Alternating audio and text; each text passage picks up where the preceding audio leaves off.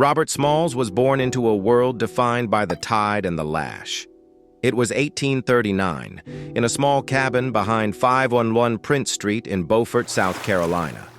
His mother, Lydia, was a woman of incredible strength, but she lived in a state of constant terror for her son. Robert was favored by his masters, some say because he was the master's own blood. He was given a life of relative ease, but Lydia knew this was a trap. She knew that a comfortable slave was a vulnerable one. She forced him to stand in the hot sun and watch the field hands return from the cotton rows, their backs broken and spirits dim. She took him to the slave auctions in the town square, forcing him to hear the sound of the gavel and the cries of families being torn apart. She was tempering him like steel. She was teaching him that no matter how well he was treated, he was still a piece of property that could be sold at a moment's notice. This early conflict created the man we know, a man who understood the white world perfectly, but never truly belonged to it. By age 12, he was sent to Charleston, the beating heart of the Southern slave trade, where he would begin his true education on the water. Charleston in the 1850s was a labyrinth of masts, steam, and secrets.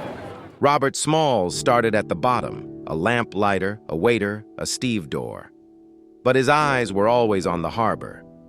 He began working on the docks, learning the complex physics of the tides and the shifting sandbars that guarded the city like underwater walls. Eventually, he found his place on the steamships. He became a wheelman, a title that masked his true role. He was a pilot. In those days, the law forbade a black man from officially navigating a vessel, yet the white captains relied on men like Smalls to keep their ships from grounding.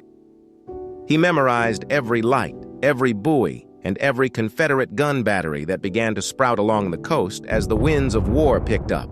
He was a silent observer of the South's military buildup. He watched the construction of Fort Sumter and the placement of torpedoes, primitive underwater mines. To the Confederate officers, he was just another piece of the ship's machinery. They talked freely in front of him, discussing troop movements and signal codes. They never imagined that the man at the wheel was an intelligence officer in training, filing away every secret for the day he would finally strike for his own freedom. Tried to buy their freedom, but the price was set impossibly high, $800. He realized then that he would never be able to buy his way out of a system that thrived on his labor. He began to whisper to his fellow crewmen. These weren't just co-workers, they were co-conspirators. They knew the risks. If they failed, they wouldn't just be whipped. They would be executed for mutiny and theft of Confederate property. Smalls told them his plan. They would wait for the white officers to leave the ship overnight. Then they would pick up their families and sail for the Union blockade. The crew hesitated, terrified of the gallows. Smalls looked them in the eye and gave them a choice: live as dogs or die as men. They chose the latter. They made a solemn pact. If the ship was intercepted, they would blow the boilers and go down together. There would be no surrender. From that moment on, every task they performed on the ship was a rehearsal for the greatest heist in naval history. May 12, 1862. A warm Monday night. The three white officers of the planter decided to stay ashore for a party, violating the general orders of the Confederate Navy. It was the mistake Smalls had been praying for. At 2:00 a.m., Smalls stoked the fires. He didn't start the engines yet. He let the ship drift with the tide to avoid the sound of the paddle wheels alerting the nearby guards. He pulled the ship alongside the North Atlantic wharf, where Hannah and the children were hiding in the shadows of a neighboring boat. The families scrambled aboard, hearts racing. Hannah looked at Robert, knowing this was likely the last time they would be together on this earth. The planter then turned toward the mouth of the harbor. Smalls went to the locker and pulled out the captain's distinctive straw hat and heavy coat. He stood at the wheel, crossing his arms just like Captain Relia. In the darkness, from a distance, he was a perfect double. As they approached the first checkpoint, Fort Johnson, the crew held their breath. Smalls pulled the whistle cord, 2 long blasts and a short one. the signal for friend. The sentry, seeing the familiar hat and hearing the correct code, gave the all clear. The first gate was open. The hardest test lay ahead: Fort Sumter. This was the Lion's Den, the most heavily armed fortress in the South. Its guns could turn the planter into toothpicks in seconds. It was now 4:15 a.m. The sky was beginning to turn a pale gray. Smalls knew that if he moved too fast, he'd look suspicious. If he moved too slow, the sun would rise and reveal his face. He steered the ship directly under the shadows of Sumter's walls. He was so close he could hear the sentries walking their beats. He gave the signal again, the secret whistle of the Confederacy. For a moment, there was only the sound of the water against the hull. Then a voice called out from the ramparts. Left face! "Pass the planter!" Right face! The crew below deck wept in silence, muffled by their hands so they wouldn't be heard. Smalls didn't speed up immediately. He maintained a steady, leisurely pace until he was out of range of Sumter's heavy cannons. Only then did he cry out to the engine room to give her all she's got. The planter surged forward, leaving the Confederacy behind. But they weren't safe yet. They were heading directly into the path of the Union blockade, and the Union sailors were known to fire first and ask questions later. As the sun broke over the Atlantic, the USS Onward spotted a Confederate steamer charging toward them. The Union commander, J.F. Nichols, ordered his men to pivot the No. 3 gun. He saw the Palmetto flag and the Confederate colors flying from the planter's masts. He was seconds away from pulling the trigger when his lookout shouted to wait. On the planter, the crew had realized their mistake. They were still flying the flags of the enemy. They tore down the rebel flags, but they had no Union flag to raise. In a moment of divine improvisation, Hannah Smalls pulled a white bedsheet she had brought for the children. They tied it to the halyard and hoisted it high. The Onward watched as the rebel ship slowed and drifted alongside. RobertSmalls stepped to the railing, took off the captain's hat, and shouted, "Good morning, sir. I've brought you some of the old United States guns." The Union sailors boarded the ship to find not a crew of soldiers, but a family of 17 people, exhausted, terrified, and finally, for the first time in their lives, free. Smalls handed over the Confederate code books and a map of the harbor's mines. He hadn't just brought a boat. He had handed the Union the keys to Charleston.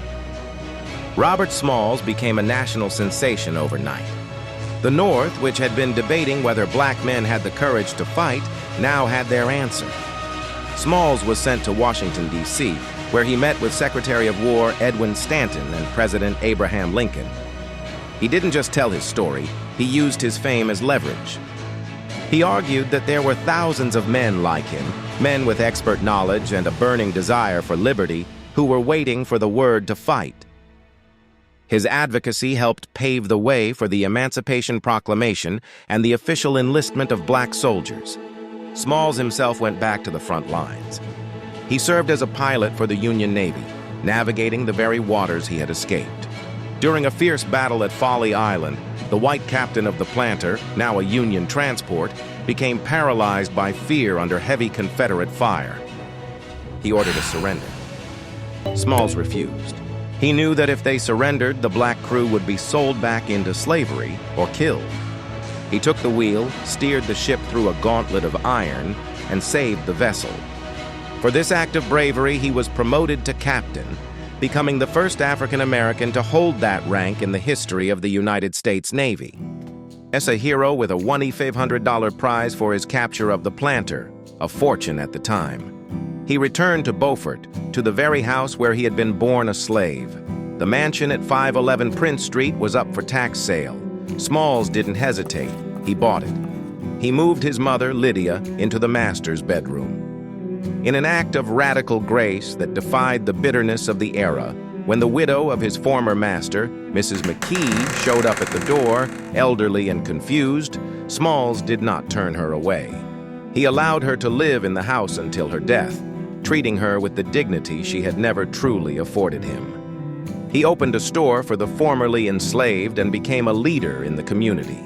He was no longer just a sailor. He was an architect of the New South.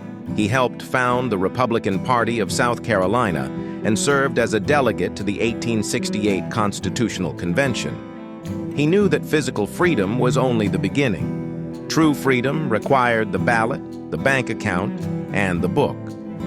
RobertSmalls' final act was his longest battle, the fight for the future.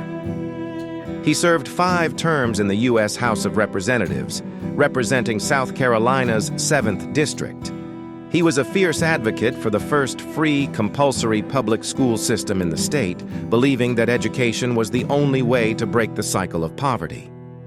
He lived to see the rise of Jim Crow, the redemption of the white supremacists, and the dismantling of much of his work. Yet he never wavered. He famously told the South Carolina legislature, "My race needs no special defense, for the past history of them in this country proves them to be the equal of any people anywhere. All they need is an equal chance in the battle of life." RobertSmalls passed away in 1915 at the age of 75, in the house he had once served as a child. He was buried at the Tabernacle Baptist Church in Beaufort, under a monument that stands to this day. His life is a testament to the fact that one man, with enough courage and a steady hand on the wheel, can turn the tide of history. RobertSmalls, the man who stole a ship, freed a family, and steered a nation toward justice.